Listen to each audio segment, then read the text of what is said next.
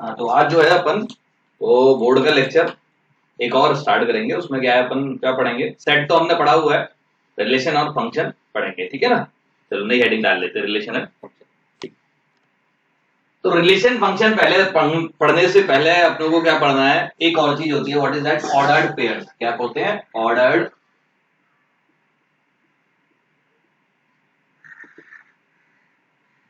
Pairs, ठीक है। और ऑर्डर्ड पेयर पढ़ने के लिए क्या करना पड़ेगा अपने को, दो सेट अगर आपको मान लो ए एंड बी दिए हैं, बी आर टू सेट्स, अगर आपके ए और बी क्या है, दो सेट्स हैं, तो जो ए क्रॉस बी होगा ना,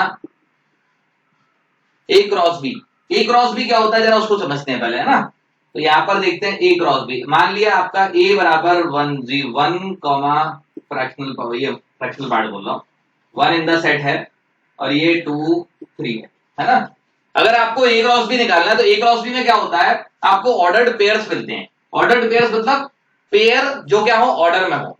पेयर जो ऑर्डर में है, इसका मतलब डेफिनेट बात है, पहला वाला ऑर्डर कहां से, वो पेयर कहां से आएगा, यहां से आएगा, पहले पेयर का एलिमेंट, दूसरे पेयर का एलिमेंट यहां से आएगा। जैसे अगर आप इसका मल्टीप्लाई करें, असली में ओरिजिनली मल्टीप्लाई नहीं होता, ये एल्जेब्रिक मल्टीप्लिकेशन है, अपन इसे बोलते हैं ना इसमें। तो यहां पर क्या लिखोगे, वन कॉमा टू, ये मिलेगा अपने को, ठीक है। फिर क्या मिलेगा, वन कॉमा थ्री। क्लियर है, कोई डाउट है। तो ये अपना होता है ए क्रॉस बी, यही आप मान लो बी क्रॉस से करोगे। देखो ए क्रॉस बी में पहला एलिमेंट अपना कहां से आएगा, वन से, यहां से आएगा, ठीक है। और दूसरा एलिमेंट कहां से आएगा, टू कॉमा थ्री से आएगा। क्लियर है सबको, बताओ। फिर उसके बाद मान लो एक आपने बी, आपने ये ले लिया, बी गोस टू क्या लिखा आपने, टू कॉमा थ्री लिख दिया। एक और एग्जांपल ले लेते हैं, और ए गोस टू आपने वन कॉमा फोर लिख दिया।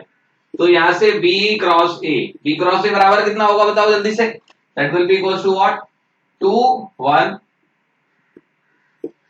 फिर उसके बाद टू फोर, फिर क्या मिलेगा, three one, three four. Okay, तो ये जो नजर आ रहे हैं ये अपने बॉक्स में, ये जो नजर आ रहा है ब्रैकेट में, ये ऑर्डर्ड पेयर्स हैं, ठीक है। क्योंकि पेयर क्या है, ऑर्डर में है। पहला पेयर कहां से आ रहा है, बी क्रॉस से कर रहे हो तो पहला पेयर, आप पेयर का पहला एलिमेंट कहां से आ रहा है, बी से आ रहा है, दिख रहा है देखो। और दूसरा एलिमेंट कहां से आ रहा है अपना, ए से आ रहा है। तो इसे क्या बोलते हैं, ऑर्डर पेयर्स। वैसे एक और चीज होती है, ऑर्डर ट्रिपलेट भी होते हैं, लेकिन अपना बोर्ड में शायद इतना पूछेंगे नहीं, लेकिन फिर भी पूछ देख लो। एक होते हैं ऑर्डर्ड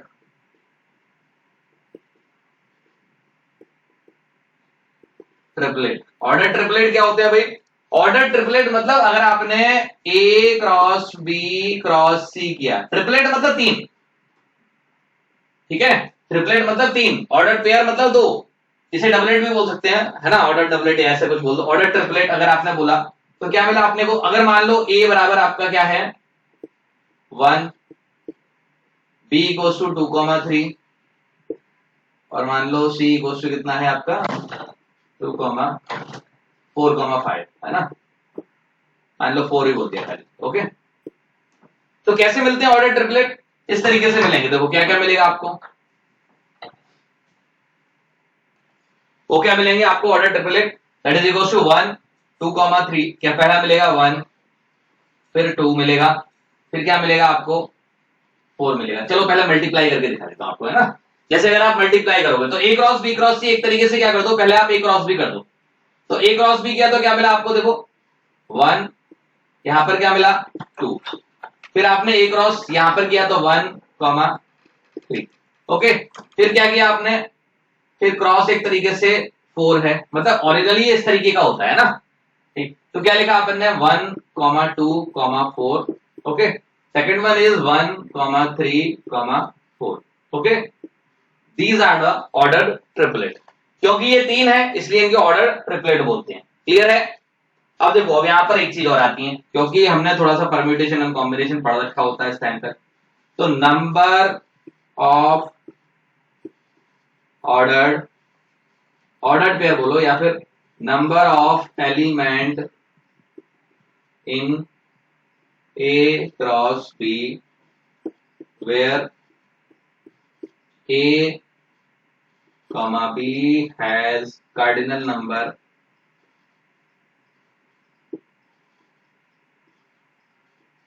के ब्रैकेट में क्या लिखेंगे? Number of element in set, number of element in set, ठीक है। ये लिखा नंबर ऑफ एलिमेंट, ये नंबर है, ठीक है, एन ओ नो नहीं है, NUMBER, यहां लिख देता हूं अच्छा से। Number of element in A cross B where A comma B has cardinal number what, आपका M कॉमा N रेस्पेक्टिवली, क्या है, M कॉमा N रेस्पेक्टिवली लिखता था, मैं समझ जाओगे आप, रेस्पेक्टिवली, है ना, is equal to what, M cross N, M into N, cross नहीं होता, इंटू है, M इंटू N। अगर यही मान लो A B C है, A में M है, B में N है, C में मान लो P है, तो क्या हो जाएगा, M into N into P, ठीक है। तो इस वाले केस में आपके जो ऑर्डर ट्रिपलेट होंगे ये होगा। अभी मान लो 4 आ गए, 4 एलिमेंट आ गए, A cross B cross C cross D हो गया, तो उस केस में क्या होगा, वो भी आप कैलकुलेट कर सकते हैं, ठीक है, फर्दर, ओके, इसे नोट डाउन करो। अब आप ये बताओ, A क्रॉस B जो है वो भी तो सेट ही होगा ना एक तरीके से। अगर मैं आपसे बोलूं कि A क्रॉस B, ये भी सेट होगा ना, अगर A सेट है, B सेट है, अगर मान लो A में M एलिमेंट है, B में N एलिमेंट्स हैं, ठीक है, तो A क्रॉस B में number of element in A cross B that is equal to what, M cross N होगा कि नहीं होगा, बोलो, M डॉट N आएगा कि नहीं आएगा। अब अगर ये M डॉट N आ गया, तो अगर मैं आपको बोलूं कि भाई ये किसी सेट में है, तो टोटल नंबर ऑफ, नंबर को थोड़ा सा ऐसे लिखते हैं, of subset of A cross B कितने आएंगे बताओ। हाँ, किसके इक्वल आया, that will be equal to what, 2 raise to power M into N, तो 2 raise to power M into N, ठीक है। ये छोटी सी चीज है, एक दो सवाल कर लो आप, ऑर्डर पे जरा निकाल के बता दो और फिर क्वेश्चन देख देते हैं, ठीक है। फाइंड, लिख लो, एक सवाल कर लो, ठीक है। ऑर्डर पेयर्स निकाल लो, ये सेट दिया है आपको, A इक्वल्स टू 1 2 3 और ये B इक्वल्स टू दिया है 4 5। क्या करना है आपने को, find A cross B, number second B cross, जल्दी से फाइंड आउट कर लो एंड लिख देता हूं। A क्रॉस B क्या हो गया, 1 4 2 4 3 4, फिर क्या हो गया आपका 5, सॉरी 1 5 1 5 2 5 3 5, ये बन गया A cross B। B cross से क्या हो गया, 4 1 4 2 4 3 5 1 5 2 5 3। कुछ नहीं करना, ये 2 मिनट की छोटी सी चीज थी, तो इसको आप नोट डाउन करो, है ना, लिखो। अब आपको पढ़ते हैं इसके बाद अपन रिलेशन, ठीक है। ये जो अपन A क्रॉस B कर रहे थे ना, इसको अपन कार्टेशियन प्रोडक्ट भी बोलते हैं, ठीक है ना। वो जो A क्रॉस B अभी किया ना, इसको कार्टेशियन प्रोडक्ट भी बोल दिया जाता है ना, ठीक है। तो कार्टेशियन प्रोडक्ट से क्या होता है, आपको ऑर्डर्ड पेयर्स मिलते हैं ना, ठीक है। तो उसको आप नोट कर लेना अपनी कॉपी में चाहो तो, ठीक है। तो इसमें नई हेडिंग डाल लो, relation.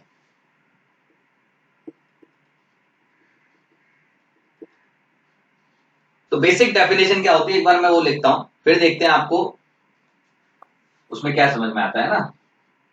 Relation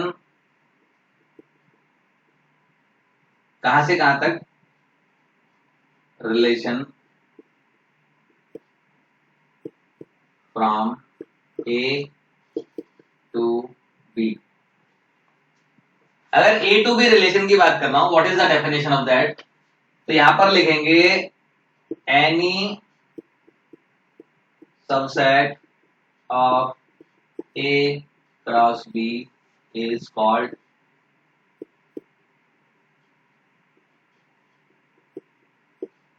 relation from A to B। तो ये तो हमारी क्या है, this is the mathematical definition. कुछ समझ में आया? नहीं आया? आया? क्या समझ में आया बोलो? अंदर से फील आई कि नहीं आई बोलो? नहीं आई ना? तो अंदर से फील दिलाता हूं, कोई बात नहीं, अब पूरी फुल फील आएगी अभी थोड़ी देर में, है ना? देखो रिलेशन क्या है, रिलेशन को क्या बोलते हैं हिंदी में, क्या बोलते हैं? हाँ, रिलेटिव होते हैं, उनसे क्या होता है हमारा रिलेशन होता है ना, रिलेटिव से रिलेशन होता है हमारा। ठीक, तो रिलेशन क्या है? इट्स लाइक ये जैसा आपको दिखता है ना वैसे ही इसकी डेफिनेशन है, जो अपन ने बचपन से आज तक पढ़ा है ना वही इसकी डेफिनेशन है। तो मैं इसको एग्जांपल के थ्रू समझाता हूं क्यों इसकी any subset of A cross B relation कहला रहा है। ठीक है, तो इसके लिए अपन एक एग्जांपल लेते हैं। मान लो मैंने एक सेट ले लिया ए, मैंने एक फैमिली ले ली, एक फैमिली ली, उसमें क्या है आपके सिस्टर हैं, सिस्टर 1, सिस्टर 2 और एक ब्रदर है ना। मान लो 2 सिस्टर है और एक ब्रदर है।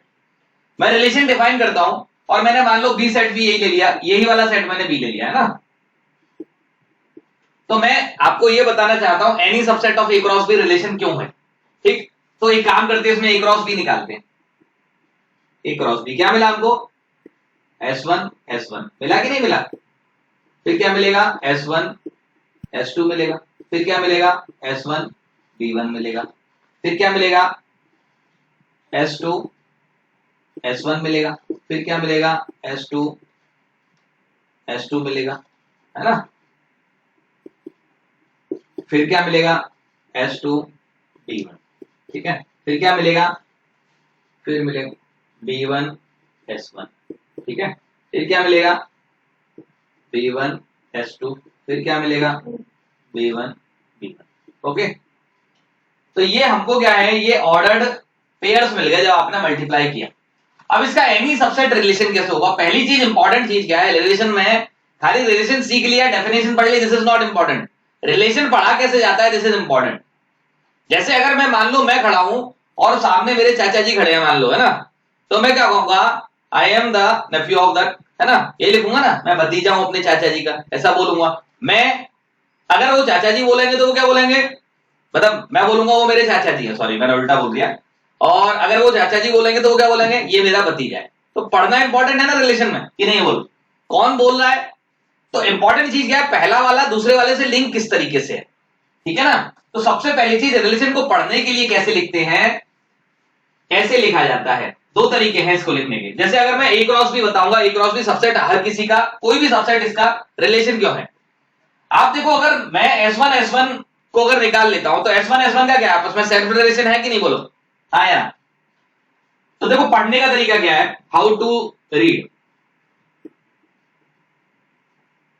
अभी इसी में से मैं रिलेशन बनाऊंगा, ये एनी सब, इसके कुछ सबसेट आएंगे, देखते हैं वो रिलेशन डिफाइंड क्या है, उसके अकॉर्डिंग इसके कुछ सबसेट आते जाएंगे, है ना। मान लो आपने ए क्रॉस ए टू बी एक रिलेशन डिफाइन किया है।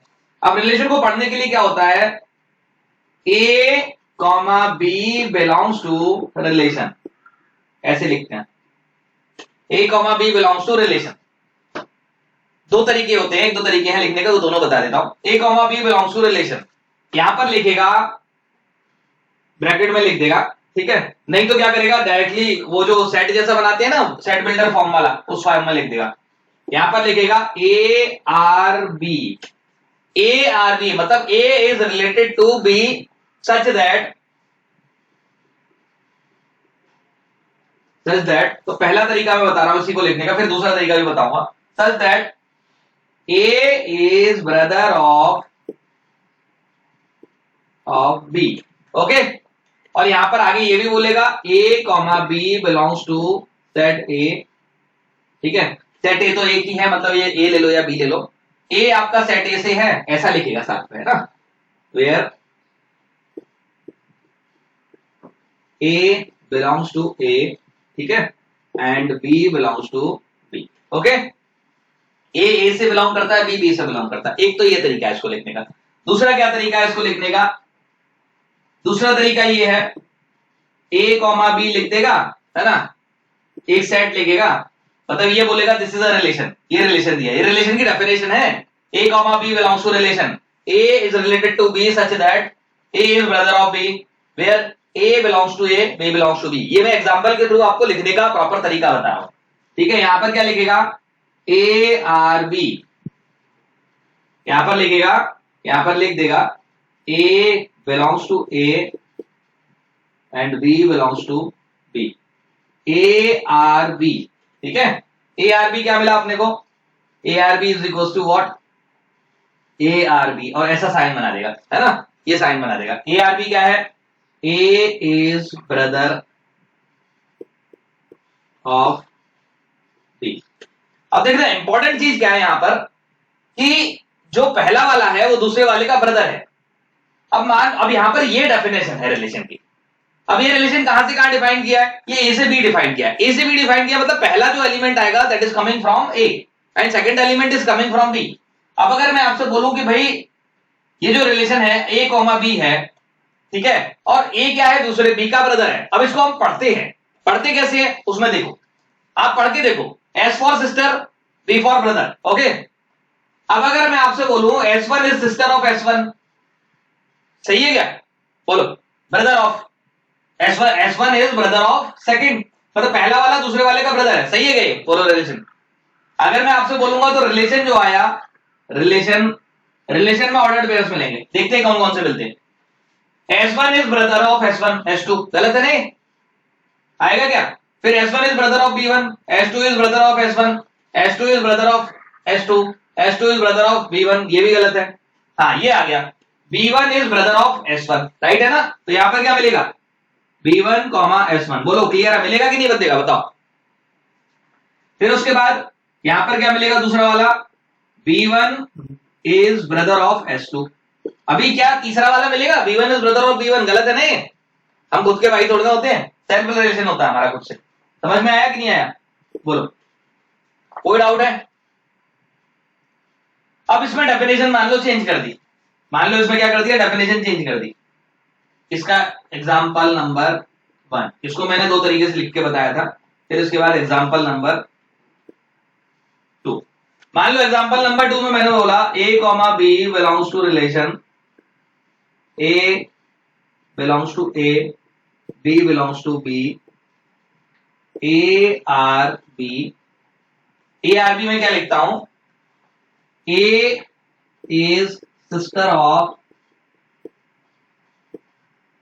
बी, ए क्या है, बी की सिस्टर है।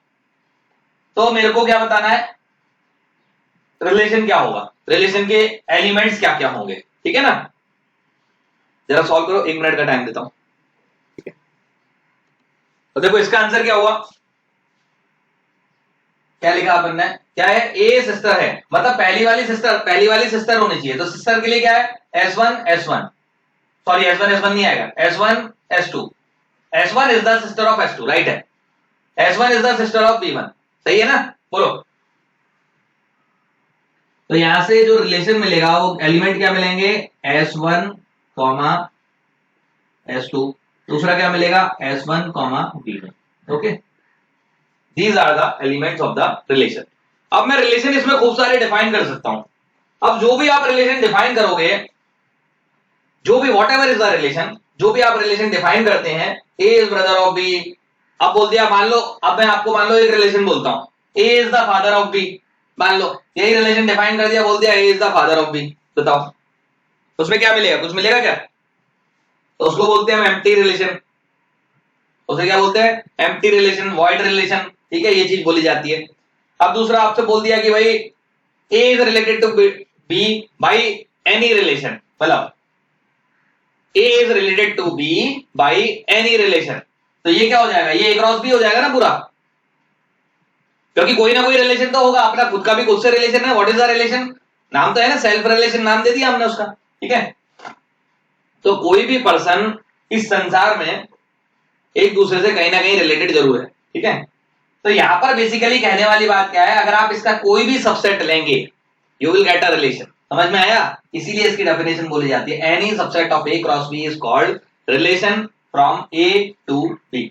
अब समझ में आया कि नहीं आया? बोलो, चमका कि नहीं चमका? बोलो, बताओ।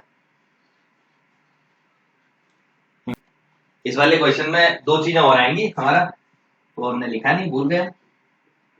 S2 S1 S2 B1। Okay, ये दो चीजें हमको और मिलेंगी, ठीक है, इसको नोट कर लो, हम लिखना भूल गए, है ना। तो ये जो A to B रिलेशन है ना, इसे कुछ जगह बाइनरी रिलेशन बोल देते हैं, उसमें कोई टेंशन वाली बात नहीं है ना। अब देखो, डोमेन, रेंज, कोडोमेन। अब जैसे आपने अभी थोड़ी देर पहले एक रिलेशन लिखा था, रिलेशन क्या लिखा था? A is the sister of B। तो सबसे पहली चीज, एक चीज तो इसमें देखते ही पता लग जाती है, if relation is defined from A to B, relation from A to B, अगर A से B रिलेशन डिफाइंड है तो सीधे से आंख बंद करो और बोल दो व्हाट इज द कोडोमेन। तो कोडोमेन क्या होगी? बी, सबसेट बी नहीं, बी। कोडोमेन क्या होगी हमारी? बी। समझ गए? अब इसके बाद आती है हमारी कहां पर? डोमेन। डोमेन क्या है? जैसे अगर अभी आपने एग्जांपल के थ्रू, एग्जांपल से बताता हूं, ठीक है। जो आपका वी, जब आपको रिलेशन मिल जाता है, जब जो भी आपको रिलेशन मिला, जैसे अभी आपने थोड़ी देर पहले निकाला था, उसमें एक रिलेशन निकाला था S1 B1, S1 S2, है ना, S2 S1 S2 B1, मतलब पहला वाला जो था वो दूसरे वाले का सिस्टर था, है ना। तो अगर आपने वो रिलेशन निकाला था तो उस रिलेशन की खास बात क्या थी? उसमें जो रिलेशन में ऑर्डर्ड पेयर का पहला एलिमेंट होता है, उसका जो सेट होता है, उसको हम क्या बोलते हैं? That is called what? आपका वो क्या कहलाता है? जल्दी बताओ। डोमेन। अब जो सेट की अलग अलग इमेजेस बनती हैं, जो ऑर्डर्ड पेयर का दूसरा एलिमेंट होता है, उसके सेट को क्या बोलते हैं हम? रेंज। ठीक है, तो यहां पर लिखते हैं set of all set of, या पर ऐसा लिखते हैं, है ना, ऐसा नहीं, अच्छी लगती है, जो आपको फ्रॉम रिलेशन, रिलेशन में लिखना ऑर्डर्ड पेयर, जो आपको मिलते हैं, है ना, उसका set of first element of relation. ठीक है, इसके बाद अपना रेंज क्या है? रेंज क्या है? जो सेकंड एलिमेंट का सेट है, set of second element of relation. जैसे एक एग्जांपल देता हूं ना, एक example, A B belongs to relation, आपको बोला है A R B, A is of B. A क्या है? बी का सिस्टर है, यहां पर लिख लेते हैं A comma B belongs to set A. मतलब आपने मान लो ये जो है ये ए टू ए डिफाइन कर दिया है ना, कि आपने क्या किया? ए टू ए डिफाइन कर दिया, ए टू बी, ए बी दिया है इसका मतलब, और ए comma B belongs to A, मतलब ए क्रॉस ए में आपने डिफाइन किया है। ठीक है, तो यहां पर जब आप लिखोगे ए टू बी, तो रिलेशन क्या मिलेगा आपको? बताओ, relation will be what? Relation क्या है? पहला एलिमेंट क्या मिलेगा आपको? बोलो, first S1 S2 S1 B1 मिलेगा कि नहीं मिलेगा? फिर S2 S1, फिर क्या मिलेगा? B1। समझ गए? तो यहां से अगर आप इसकी रेंज निकालोगे, अगर आप इसकी क्या निकालोगे? डोमेन। तो डोमेन क्या मिलेगी? फर्स्ट एलिमेंट का सेट। फर्स्ट एलिमेंट कौन कौन सा? देखो S1 S1 S2 S2। अब S1 S1 दो बार है तो दो बार तो लिखते नहीं है आप सेट में, तो क्या लिखेंगे इसको? That will be equals to what? S1 S2। Clear है? बोलो। तो ये कहलाती है हमारी डोमेन। रेंज क्या कहलाती है? Range equals to what? S1 S2 B1, ठीक है। अब बाई चांस की बात है कि रेंज में कोडोमेन के बराबर आ रही है, लेकिन हमेशा जरूरी नहीं है। जनरली जो रेंज होती है वो कोडोमेन का क्या होती है, सबसेट होती है ना। और यहां पर कोडोमेन क्या है, ए सेट बोलूंगा मैं, ठीक है। मैंने यहां पर ए सेट ये भी है, लेकिन मैंने यहां पर ए सेट क्यों नहीं बोल रहा कि आपके दिमाग में ये कंफ्यूजन ना चला जाए कि आप कि भाई ये जो होता है ये डायरेक्टली ए सेट ही होता है। इसको मैंने ए सेट लिखा, मतलब ए टू बी अगर आप डिफाइन कर रहे हो, यहां पर ए टू ए डिफाइंड है, दिख रहा है ना, ए कॉमा बी दोनों ए से है। इसका मतलब यहां पर अगर ए टू ए डिफाइंड है तो जो सेकंड वाला सेट होगा that is the directly codomain. हाँ, और फर्स्ट सेट में जो इमेजेस मिलेंगी, जो भी आपको इमेजेस मिलती है, तो उस केस में क्या होगा, वो इमेजेस का सेट होगा, वो क्या होगा, आपका रेंज होगा, ठीक है। क्लियर है। ये जो ए से बी, जैसे जैसे ये S1 की इमेज क्या है, S2 है, S1 की इमेज B1 है, S2 की इमेज S1 है, S2 की इमेज B1 भी है, ये इमेज भी कहलाती है ना, इसको लिख लेना, ठीक है। सेकंड एलिमेंट जो होता है ना वो फर्स्ट की इमेज भी बोलते हैं उसको, है ना, ठीक है, नोट करो इसे। तो एक छोटा सा क्वेश्चन है, इसमें आपको रिलेशन निकालना है, what is the relation. Relation में जो ऑर्डर पेयर्स मिलेंगे वो आपको कैलकुलेट करने हैं, और मतलब रिलेशन ही कैलकुलेट करना है पूरा, ठीक है। कर्ली ब्रैकेट के अंदर ऑर्डर पेयर्स मिलेंगे, उनको आप कैलकुलेट करो, ठीक है।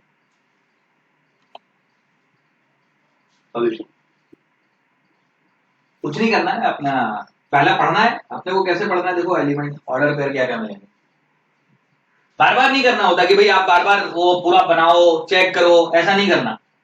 आप तो हर एलिमेंट में देखते जाओ, पहला एलिमेंट ए से आएगा, दूसरा एलिमेंट बी से आएगा, और चेक करते जाओ। 1 जो है लेस देन 2 है, बहुत अच्छी बात है। 1 क्या मिला, लेस देन 2, सही है। पहला वाला दूसरे से छोटा होना चाहिए, 1 3 1 5 1 7, क्लियर है। फिर उसके बाद 2 के साथ में क्या मिलेगा, 2 मिलेगा क्या, नहीं मिलेगा। 2 3 2 5 2 7, क्लियर है, बोलो। फिर क्या मिलेगा, फिर मिलेगा आपको 3 3 5 3 7, ठीक है। और क्या मिलेगा, 4 5 4 5 7 तो मिलेगा।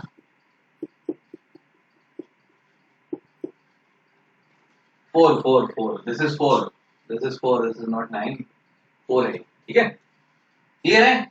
तो ये अपने को रिलेशन मिल गया। अभी मान लो इसमें आपसे मैं पूछ लूं भाई डोमेन क्या होगी, डोमेन क्या होगी, 1, देखो याद रखना पहली चीज, डोमेन जो है ना वो ऐसे मत चेक करना कि पता पड़ा वहां से चेक करने लगो, ठीक है। डोमेन का हाँ मतलब पूरा सेट यही आ गया वैसे, है ना, और रेंज भी आ गया, हाँ पूरा सेट आ गया, सही कह रहे हो, बी सेट आ गया, और ये भी कोडोमेन हो गई। इस वाले केस में कोडोमेन रेंज के बराबर आ गई। बाई चांस की बात है, हमारे दोनों एग्जांपल में कोडोमेन क्या है, रेंज के बराबर आ चुकी है, लेकिन हमेशा ऐसा नहीं होगा, ठीक है। अगर मैं मान लो आपसे बोल देता कि ए ग्रेटर देन बी, अगर स्मॉल ए ग्रेटर देन बी कर देता तो रिलेशन क्या होता, चेंज हो जाता, ठीक है। और फिर आपको उस केस में सिर्फ एक ही एलिमेंट मिलता, वो कौन सा मिलता आपको, मतलब एक दो एलिमेंट ही मिलते, ज्यादा नहीं मिलते। तो एक तो मिलता 3,2 है ना, और 3,2, और एक तो यहाँ मिलता, और फिर क्या मिलता 4,2 4,3। तो उस केस में रेंज और कोडोमेन अपनी क्या होती, वापस से चेंज हो जाती, ठीक है ना। ओके, चलो आगे बढ़ते हैं इसमें। अच्छा एक छोटी सी चीज और बताओ, if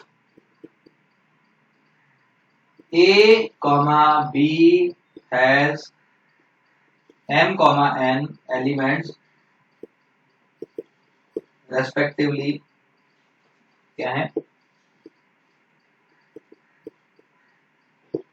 then total number of relation from A to B is equals to, कितने होंगे बताओ, 9। M into N A cross B में एलिमेंट टोटल सबसेट होते हैं, तो इसके कितना होगा, 2 रेज़ टू पावर mn, ठीक है। इसको बॉक्स में फिल करो। Number of relation from A to B, if A has m element, B has n element, that will be equals to what, 2 raised to power mn। जो total number of subset of A cross B है, total number of subset of any set क्या होते हैं आपके, अगर set में n element है तो 2 raised to power n, अब यहाँ पर कितने एलिमेंट है, m इंटू एन है ए क्रॉस बी में, तो उसके टोटल नंबर ऑफ सबसेट कितने होंगे, 2 रेज़ टू पावर mn। ठीक है, जैसे ये 2 रेज़ टू पावर mn मिल गया। अच्छा, कभी कभी क्या होता है, आपको कंफ्यूज करने के लिए किताबों में ये दे दिया जाता है कि भाई आपके जो ए सेट और बी सेट है ना, उसमें कॉमन नंबर ऑफ एलिमेंट आपके 5 है, फिर कहेंगे तो find total number of relation. कोई फर्क नहीं पड़ता, चिल्लाने दो ना, होने दो 40 कॉमन होने दो, कोई फर्क नहीं पड़ता। टोटल नंबर ऑफ रिलेशन कितने आएंगे आपके, that is equal to 2 raise to power m into n। Okay, कुछ नहीं आएगा। ठीक है, यही आएगा जो क्या देख लो, टाइप्स ऑफ रिलेशन।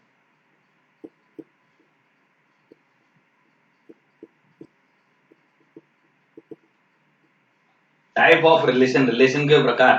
ठीक है, तो नंबर फर्स्ट है,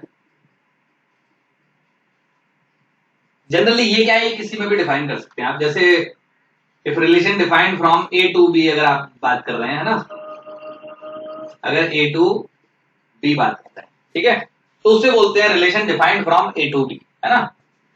नंबर फर्स्ट,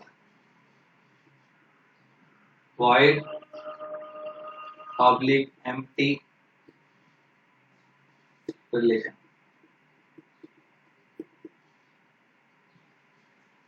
क्या होगा relation, if relation contain no element, if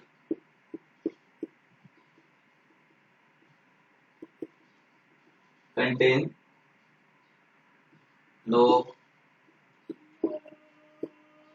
element. अगर रिलेशन में कोई भी एलिमेंट नहीं है, मतलब ये क्या है, करली ब्रैकेट के अंदर ऐसा लिखा हो, तो ये क्या है, एम्प्टी रिलेशन, वॉइड रिलेशन, कुछ नल भी बोल देते हैं, वैसे जनरली नहीं बोलते। फिर उसके बाद आता है second number, universal.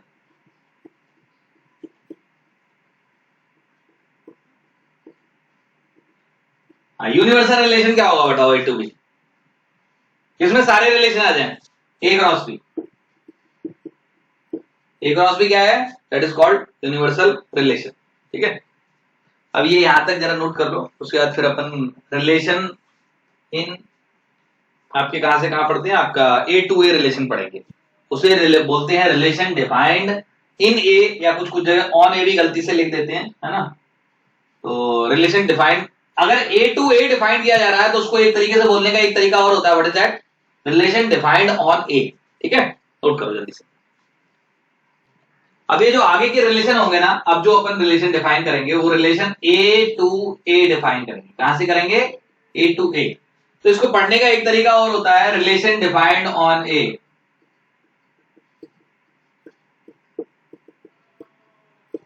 On A, on A का मतलब ए टू ए की बात कर रहे हैं।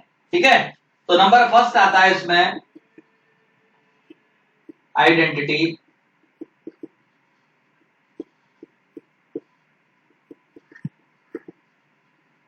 अब जनरली आइडेंटिटी क्या होती है, y बराबर x को आइडेंटिटी बोलते हैं कि नहीं बोलते, बताओ, बोला जाता है ना। तो इसमें क्या होना चाहिए, यहां पर लिखते हैं, if only a comma a belongs to relation, मतलब यहां पर किसके लिए होना चाहिए, only a comma a belongs to relation. किसके लिए, for every a belongs to a, समझ गए, a बिलोंग्स टू a। अब इसको समझते हैं क्या है, सिर्फ a कॉमा a एलिमेंट होना चाहिए, किसके लिए, a में लाई करने वाले हर एलिमेंट का खुद की इमेज होनी चाहिए। एग्जांपल देखो, एग्जांपल से समझ में आएगा अच्छे से। मान लो आपने एक सेट ले लिया a 1 2 3, है ना, और आपने एक रिलेशन बोला 1 1 2 2 3 3। तो ये क्या है, अब सुनो सुनो पूरा सुनो, पहले पूरी बात। तो यहां पर क्या लिखा, 1 1 2 2 3 3। मान लो रिलेशन डिफाइंड ऑन ए है, मान लो क्या बोला, रिलेशन डिफाइंड ऑन ए।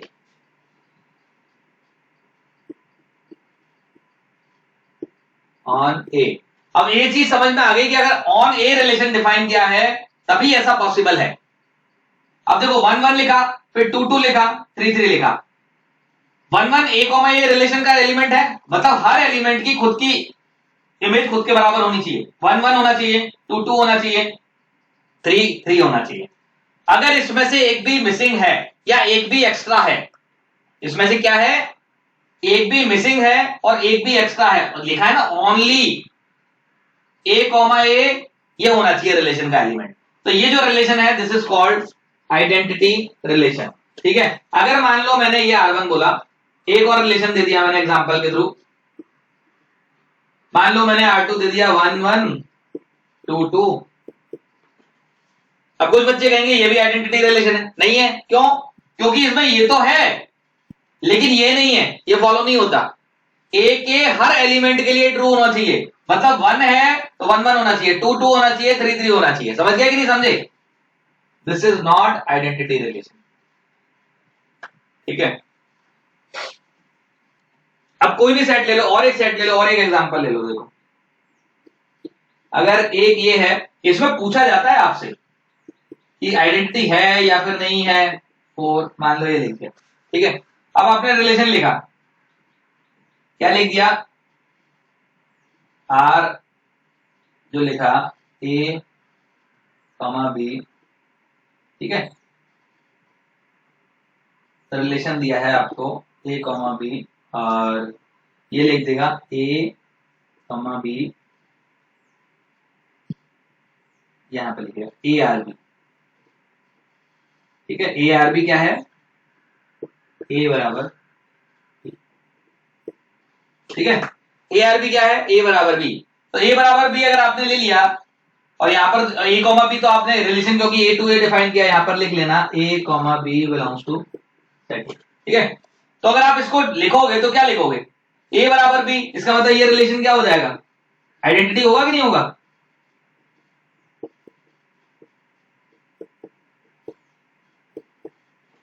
ठीक है, this is what identity relation. तो हर बार आपको ऐसा नहीं लिखना होता, हम डायरेक्टली यहां से पता भी कर सकते हैं। ठीक है, नोट करो। अब इसके बाद एक और आता है, ये ऊपर जो लिखा है वो हमारी आइडेंटिटी रिलेशन की डेफिनेशन। सेकंड नंबर आता है अपना रिफ्लेक्सिव।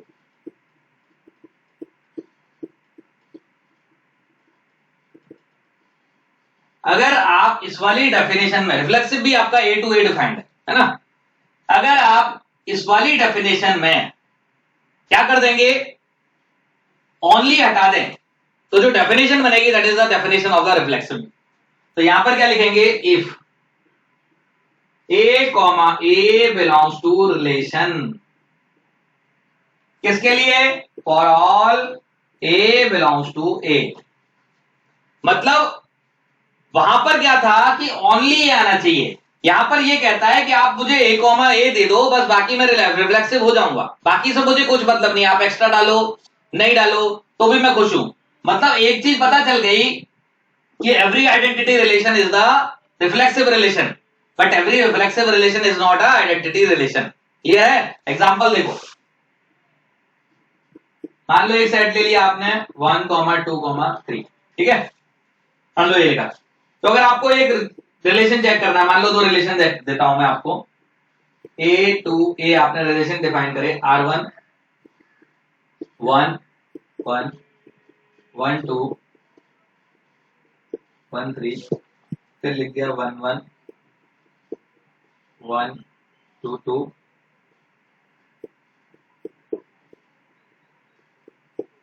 ठीक है, ऐसे ही आपने R2 लिख दिया 1 1 2 2 3 2। ठीक है, सुनो, तो अगर मैं इसकी बात करूं तो पहला वाला जो रिलेशन है उसको चेक करने के लिए क्या करना है? आपको ये चेक करना है कि ए का हर एलिमेंट खुद से रिलेटेड है कि नहीं। यहां पर इसको लिखते हैं सेल्फ रिलेशन। इसको क्या लिखते हैं? कुछ कुछ जगह लिखा हुआ देख सकता है, ए का हर एलिमेंट खुद से लिंक्ड है कि नहीं है। तो देखते हैं क्या क्या नजर आ रहा है मेरे को। अच्छा, मैंने 1 1 दो बार लिख दिया क्या? चलो ठीक है, दो बार मत लिखो, एक बार ही लिख दो। हाँ, तो इसका देखो 1 1 लिंक्ड है, हाँ लिंक्ड है, 2 2 लिंक्ड है, हाँ लिंक्ड है, 3 3 लिंक्ड है, हाँ लिंक्ड है। इसका मतलब it is what? Reflexive. Clear है? उसके अलावा आने दो, हमें क्या फर्क पड़ता है, हमें ओनली थोड़ा ना बोला है। अब अगर मैं इसकी बात करूं तो ये आइडेंटिटी रिलेशन है कि नहीं है? बोलो नहीं है ना। क्यों नहीं है? क्योंकि इसमें 1 2 भी आ रहा है, 1 3 भी आ रहा है, वो गड़बड़ कर रहा है। सेम चीज अगर मैं R2 की बात करूं तो R2 वो रिफ्लेक्सिव है कि नहीं है? बोलो नहीं चलेगा फॉर ऑल। अगर एलिमेंट कम होंगे तो नहीं चलेगा, हर एलिमेंट लिंक्ड होना चाहिए, तो ये रिफ्लेक्सिव नहीं है। क्यों? क्योंकि इसमें 1 1 तो है, 2 2 भी है, और यहां पर लेकिन 3 3 नहीं है। एक भी एलिमेंट अगर बच गया तो वो रिफ्लेक्सिव नहीं होगा। ओके, ठीक है, बताता। देखो ऐसी बात है, अगर आपको आइडेंटिटी रिलेशन चेक करना है, मतलब रिफ्लेक्सिव चेक करना है, रिफ्लेक्सिव में क्या करोगे आप, पहला एलिमेंट पहले से लिंक्ड है, दूसरा एलिमेंट उससे लिंक्ड होना चाहिए, तीसरा एलिमेंट उससे लिंक्ड होना चाहिए, ये हर एलिमेंट के लिए ट्रू होना चाहिए, ऐसा बोला, for all A belongs to A. ठीक है, ए कॉमा ए रिलेशन का एलिमेंट होना चाहिए। अब आपने देखा 1 1 नजर आ रहा है, 1 1 है, 2 2 नजर आ रहा है, 2 2 है, लेकिन इस वाले में 3 3 नजर नहीं आ रहा, इसका मतलब इट इज नॉट रिफ्लेक्सिव। यहां पर देखो 1 1 है, सही है, 2 2 है, होना चाहिए, 3 3 होना चाहिए, होना चाहिए, इसका मतलब इट इज व्हाट, रिफ्लेक्सिव। ठीक है, बोलो। अब देखो, अब सुन लो हाउ टू चेक। अब हर एलिमेंट में यार ऑर्डर पेयर तो नहीं बनाने बैठेंगे, है ना, हर एलिमेंट में ऑर्डर पेयर तो बनाने में नहीं बैठेंगे। हाउ टू चेक रिफ्लेक्सिव, तो क्या करना है, अगर आपको सवाल, जनरली सवाल में जो डेफिनेशन दी जाती है उसमें ए आर बी दिया जाता है, तो क्या करना है आपको, put B equals to A and check definition valid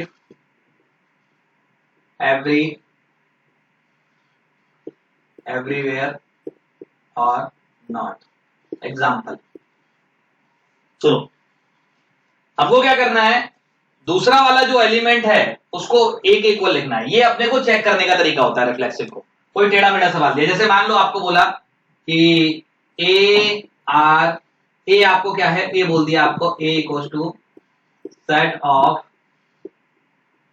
natural numbers. A क्या है आपका, सेट ऑफ नेचुरल नंबर है। ठीक है, और रिलेशन कैसे डिफाइंड है, relation defined by defined in, या ऑन लिख लो, ठीक है, set A such that A comma B belongs to relation and A minus B equals to divisible by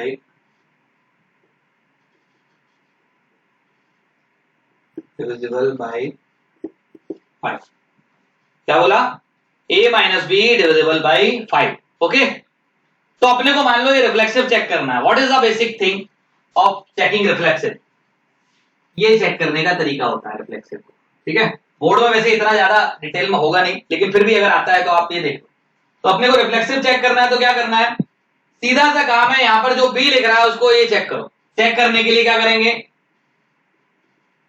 A comma A check करना है, और देखना है कि ए कॉमा ए ऐसा तो नहीं कुछ पर्टिकुलर के लिए ट्रू हो, ये ऑल फॉर ऑल के लिए ट्रू होना चाहिए। फॉर ऑल के लिए ट्रू होना मतलब क्या हो गया आपका, अगर आप देखें यहां पर तो ए माइनस ए चेक करो, क्या कहेंगे, डेफिनेशन क्या है रिलेशन की, ए माइनस ए डिविजिबल बाई 5, तो ए माइनस ए बराबर क्या मिल गया, 0, और मेरे ख्याल से 0 क्या होता है, डिविजिबल बाई 5 होता है कि नहीं होता। अब आप यहां पर ए का कोई भी वैल्यू पुट करो, ये हमेशा डिविजिबल आएगा कि नहीं आएगा, बोलो। अगर आपने यहां पर ए का वैल्यू कुछ भी वैल्यू पुट किया, ये ऑलवेज डिविजिबल आएगा। यहां पर लिखे ऑलवेज, ऑलवेज मतलब यहां पर आप ए सेट को, अगर इस वाले सेट से कोई भी एलिमेंट नेचुरल नंबर, कोई भी नेचुरल नंबर यहां लिखेंगे, that is divisible by what, 5, वो डिविजिबल बाय 5 हो गया इसका। और ये क्या इंप्लाई करता है, इंप्लाइज दैट रिफ्लेक्सिव। क्लियर है, बोलो, कोई डाउट है तो बताओ, नोट कर लो जल्दी से। सिमेट्रिक रिलेशन, ये ऊपर जो लिखा हुआ है ना, ये सब इसी में डिफाइंड है। ठीक है, ये एक तरीके से कंडीशनल होता है। ये क्या है, कंडीशनल होता है। क्या कहता है कंडीशनल, कंडीशनल ऐसा है कि अगर इफ, इसमें इफ लगा मतलब ये एक तरीके से कंडीशन अगर होगी तो, if A comma B belongs to relation,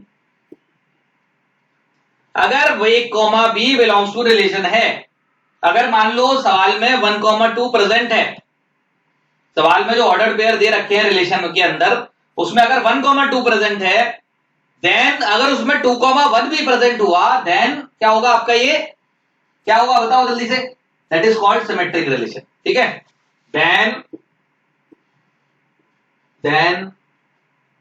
if a comma b, then b comma a belongs to relation। अगर b comma a belongs to relation है, then it is called symmetric। Example देखो इसका, और ये किसके लिए होना चाहिए, हर a comma b के लिए। 1,2 है तो 2,1 है, 3,2 है तो 2,3 होना चाहिए। अगर 3,2 है 2,3 नहीं है, it is what, it is not symmetric. समझ गए? एग्जांपल देखो, जैसे मान लो आपने एक सेट दिया a 1 2 3, इसी सेट में बता रहा हूं जिससे क्या है कि आपको ज्यादा बढ़िया रहे, और इसका एक और एग्जांपल दूंगा अभी, है ना। अब इसको चेक कैसे किया जाता है वो भी बताता हूं। ठीक है, अगर मान लो आपको ये दिया और आपको एक रिलेशन दे दिया r इक्वल्स टू 1 2 2 1 3 2 3 1 1 1। ठीक है, तो मान लो मेरे को ये चेक करना है। अब देखो 1 2 नजर आ रहा है, अगर 1 2 नजर आ रहा है तो अपने को क्या चेक करना है, 2 1 2 1 है, हाँ नहीं है, सही है, बढ़िया। इस तरफ से अभी सिमेट्रिक हो गया, लेकिन अभी अब अपने को क्या नजर आ रहा है, 3 2 भी नजर आ रहा है। अगर 3 2 नजर आ रहा है तो क्या होना चाहिए, 3,1 होना चाहिए कि नहीं होना चाहिए। 3 2 नजर आ रहा है लेकिन 2,3 नहीं है, तो एक काम कर दो, थोड़ा सा चेंज कर देता हूं, मैं पहला रिलेशन अच्छा लिखता हूं ना। ठीक, मान लो 3 2 नजर आ रहा है तो 2,3 होना चाहिए कि नहीं होना चाहिए, बोलो। अगर 2,3 है तो रिलेशन है। अगर कोई भी एक मिसिंग है, मान लो 1 2 है लेकिन 2 1 नहीं है, तो उस केस में सिमेट्रिक नहीं होगा। तो सिमेट्रिक होने के लिए क्या होना चाहिए, अगर a कॉमा बी एलिमेंट है तो b कॉमा a भी एलिमेंट होना चाहिए। ठीक है, समझ में आया कि नहीं आया? ये कंडीशनल है, this is the condition, if this.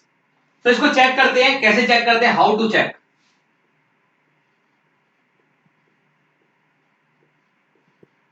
Check करने के लिए क्या करना है, सबसे पहली चीज इफ वाली कंडीशन आपको लेकर चलनी है कि ये आपको गिवन है। क्या गिवन है, given a comma B belongs to relation.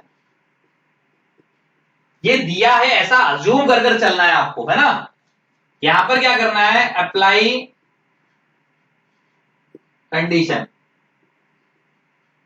और इसका नाम दे देना है इक्वेशन नंबर 1। ठीक है, उसके बाद क्या करना है, check b comma a belongs to relation और नॉट। मतलब क्या करना है, a कॉमा b वाली अगर कंडीशन आपको दी है तो आपको ये चेक करना है a और a, b comma a relation है कि नहीं है। और b कॉमा a रखने के लिए क्या करना पड़ेगा, a और b को आपस में इंटरचेंज करना पड़ेगा आपको। ठीक है, देखो एग्जांपल देखो इसका तो अच्छे से समझ में आएगा। Example, relation defined on natural number, इसमें डिफाइंड है नेचुरल नंबर में, such that a comma b belongs to relation, और क्या है, and a R b a minus b upon 5 integer. a minus b upon 5 क्या है हमारा, दिस इज इंटीजर। तो मान लो मुझे रिफ्लेक्शन मैंने चेक किया था, रिफ्लेक्शन में क्या किया था मैंने, b को a पुट किया था। सिमेट्रिक में क्या करूंगा, पहली चीज मैं कंडीशन लेकर चलूंगा। व्हाट इज द कंडीशन, सबसे पहली चीज इफ, क्या चीज है, क्या कंडीशन गिवन है बताओ, if a comma b belongs to relation. अगर a कॉमा b रिलेशन है, इसका मतलब a minus b upon 5 equal to integer है, इसका नाम I1 दे देता हूं। This is equation number 1, we have applied the condition number 1। बोलो क्लियर है कि नहीं, ये सॉल्यूशन है इसका। अगर a कॉमा b एलिमेंट है मतलब ये आपको दिया है। अब अपने को क्या चेक करना है, बोलो इसमें अपने को चेक करना है कि आपका b कॉमा a है रिलेशन का एलिमेंट या फिर नहीं है, with the help of this. तो अपन b कॉमा a चेक करेंगे, ये अपन ने क्या किया, ये अपन ने a कॉमा बी चेक किया, ठीक है। ये मतलब अज्यूम कर चला फॉर b कॉमा ए, अगर आपको b कॉमा ए लिखना है तो क्या करेंगे आप, a और b को इंटरचेंज करेंगे ना, b की जगह a लिखेंगे, a की जगह b लिखेंगे, तो अपना एलिमेंट रिलेशन क्या हो जाएगा, b माइनस ए अपॉन 5, इसको चेक करना है। अब आप चेक करोगे तो मेरे ख्याल से माइनस i1 के इक्वल मिल जाएगा, पहली वाली इक्वेशन से क्या लिख दोगे चेक, तो यहां से क्या मिला, दैट इज इक्वल टू, ये किसके इक्वल आया, that will be equal to minus i1, that is also integer, integer है कि नहीं है, और ये इंटीजर है, इसका मतलब रिलेशन की डेफिनेशन आपकी काम आ गई, a माइनस बी अपॉन 5 क्या होना चाहिए, इंटीजर है, अगर a minus B upon 5 integer है तो b माइनस ए अपॉन 5 भी क्या होगा, इंटीजर होगा कि नहीं होगा, बोलो, ठीक है। This is called symmetric relation, समझ में आया। एक और एग्जांपल देता हूं, ठीक, नोट करो। अच्छा एक और एग्जांपल दे देता हूं, मान लो मैं आपको एक सेट देता हूं, set of parallel lines, set of all lines, क्या बोला मैंने, एक आपको एक एग्जांपल, इसका एक क्वेश्चन लिख लो, है ना, यहां पर लिख लो, a इक्वल्स टू क्या है, सेट ऑफ ऑल लाइंस, है ना। एक मैंने रिलेशन डिफाइन किया, a comma b, a comma b belongs to a, ठीक है, और a is parallel to b, a क्या है, b के पैरेलल है, तो आपको बताना है ये रिलेशन जो होगा, दोनों चीज रिफ्लेक्सिव होगा कि नहीं होगा, सिमेट्रिक होगा कि नहीं होगा, जरा 1 मिनट का टाइम लो और बताओ। तो आसान सा सवाल है, पढ़ना है, इसको सॉल्व नहीं करना है, ठीक है। a is parallel to a, set of all lines, lines है, अगर कोई भी लाइंस है, स्ट्रेट लाइन, कौन सी लाइन है, स्ट्रेट लाइन है, लिख लेना है ना, यहां पर लिख लेना स्ट्रेट लाइन,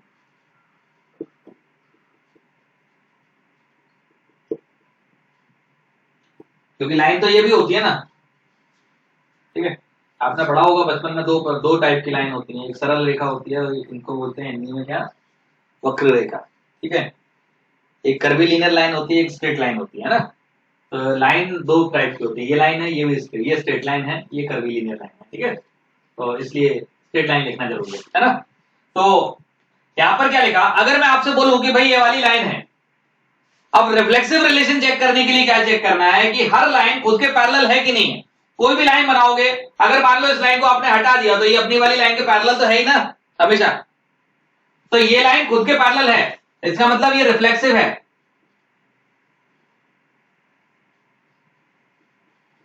रिफ्लेक्सिव है।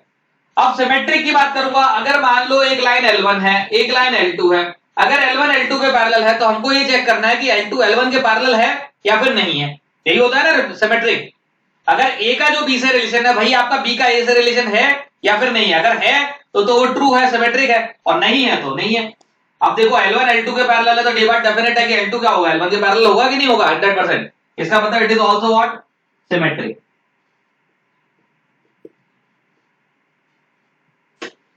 ये जो सारे एग्जांपल दे रहा हूं ना मैं, ये सारे एग्जांपल्स आप रिफ्लेक्सिव, अभी एक तीसरा रिलेशन और पढ़ाऊंगा, उसमें भी आप चेक कर सकते हो, ओके, नोट करो जल्दी से।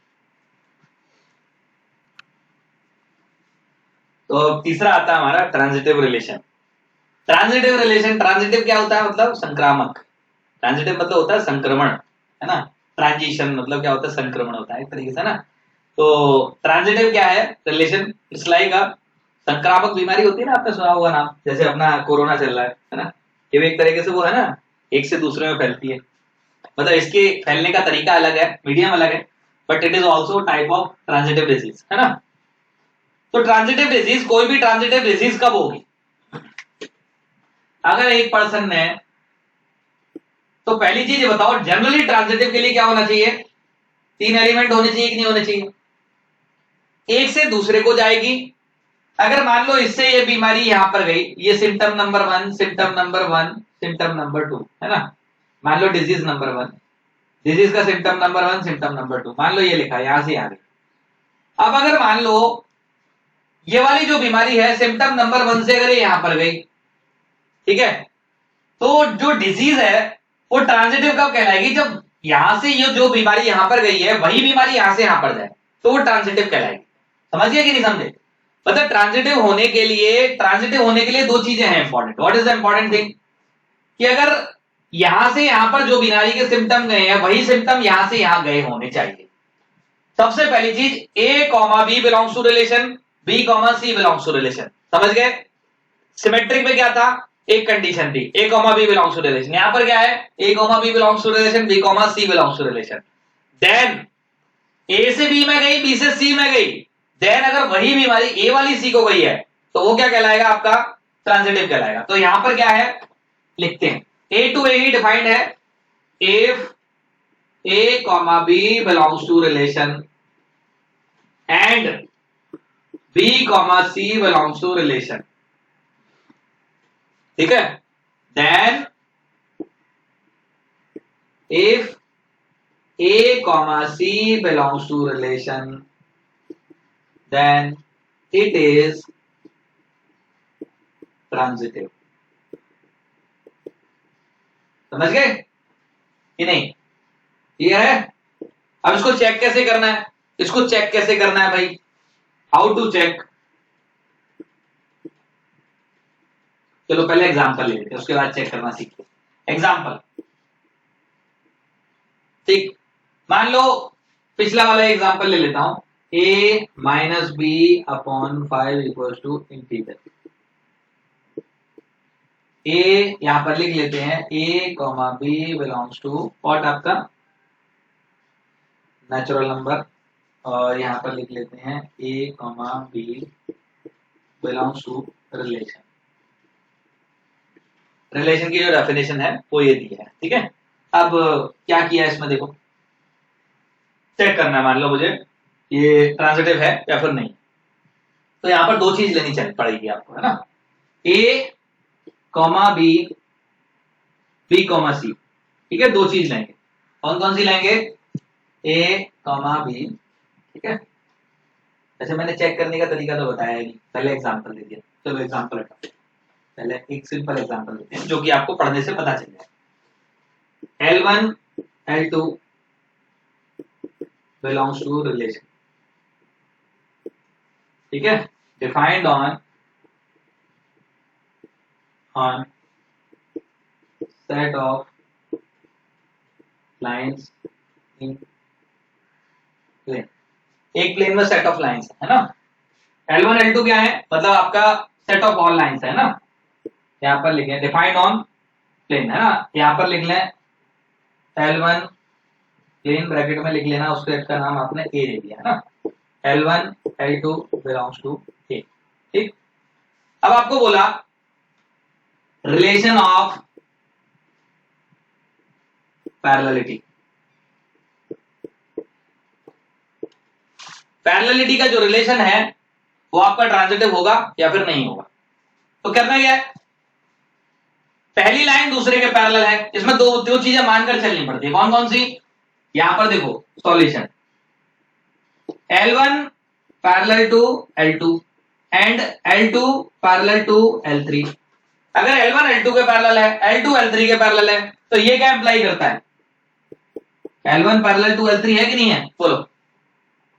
इसका मतलब ये जो रिलेशन है ये क्या है आपका? रिफ्लेक्स, वो ट्रांजिटिव है कि नहीं है? इंप्लाइज दैट ट्रांजिटिव, ठीक है। क्लियर है? बोलो। अब इसमें इसको चेक कैसे किया जाता है? इसमें चेक करने के लिए हाउ टू चेक,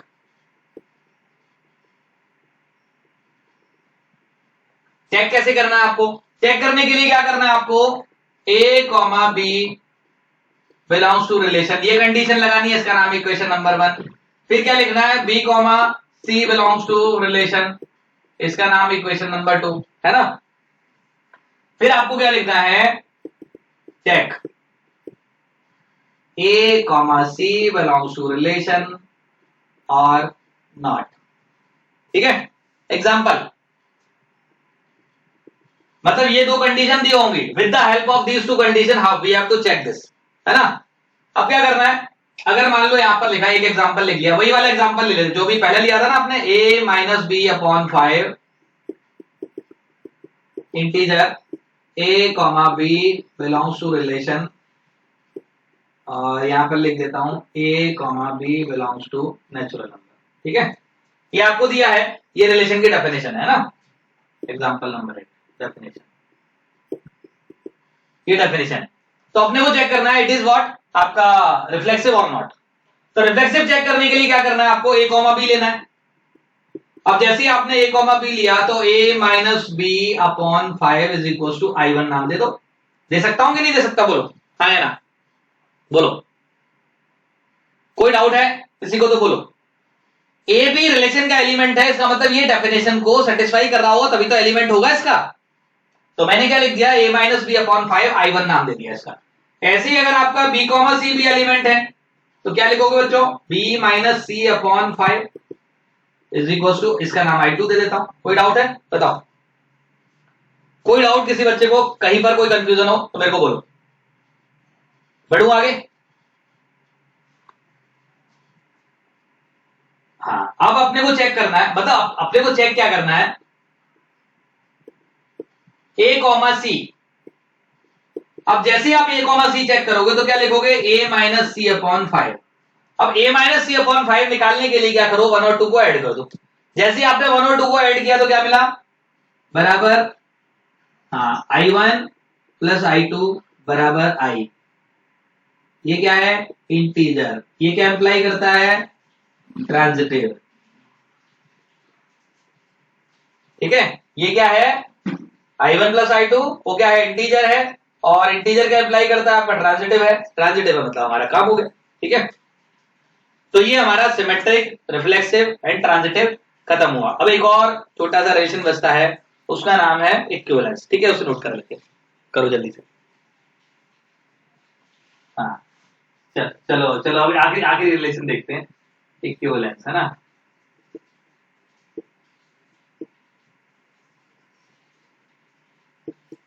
तो ये बहुत खतरनाक रिलेशन है, मजा आ जाता है देख के, है ना। क्या कहते हैं इसे भाई, अगर कोई रिलेशन रिफ्लेक्सिव भी है, बस तो होशियार हो आपको, प्लस सिमेट्रिक हो गया, रिफ्लेक्सिव भी हो जाए, एंड लगा दो, फिर कहोगे यार कि प्लस लगा दिया सर आपने, एंड फिर कहोगे सर आपने टी को टी से ऐड कर दिया, उसको उससे ऐड कर दिया, ट्रांजिटिव है ना। अगर कोई रिलेशन रिफ्लेक्सिव भी है, सिमेट्रिक भी है और ट्रांजिटिव भी है, then it is called what आपका इक्विवेलेंस रिलेशन। ठीक है,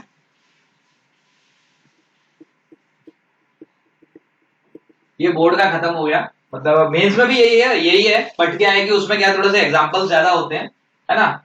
और फंक्शन रिलेशन और सुनो, और फंक्शन और जो भी आपका टॉपिक है आगे का, फंक्शन है, टाइप्स ऑफ फंक्शन है, उसका जो बोर्ड का लेक्चर है वो मैं आपको वीडियो बना के जल्दी से जल्दी अपलोड कर दूंगा। ठीक है ना। चलो तो बच्चों फिर खत्म करते हैं आज का लेक्चर। ओके, गुड बाय बच्चों, ठीक है, गुड बाय।